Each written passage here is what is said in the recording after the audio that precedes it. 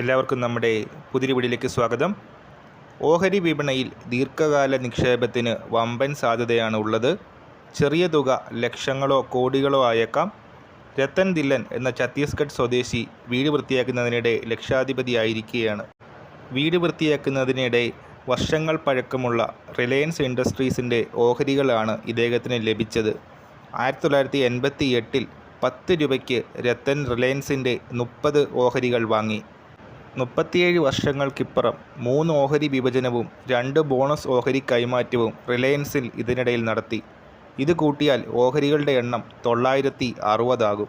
അങ്ങനെ നോക്കുമ്പോൾ നിക്ഷേപ മൂല്യം 11 ലക്ഷത്തിനും 12 ലക്ഷത്തിനും ഇടയിലെത്തും.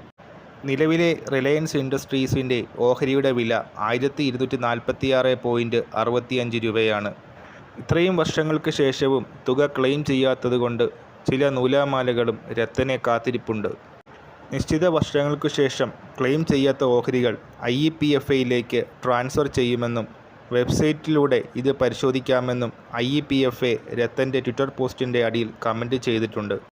ഏതായാലും വീട് വൃത്തിയാക്കുന്നതിനിടെ ബമ്പർ അടിച്ചിരിക്കുകയാണ് രത്തൻ ദില്ലന്. ഈ ഒരു കാര്യം ഷെയർ ചെയ്തുകൊണ്ട് നമ്മുടെ ഇന്നത്തെ വീഡിയോ അവസാനിപ്പിക്കുന്നു. പുതിയൊരു വീഡിയോയുമായിട്ട് ഉടൻ തന്നെ കാണാം.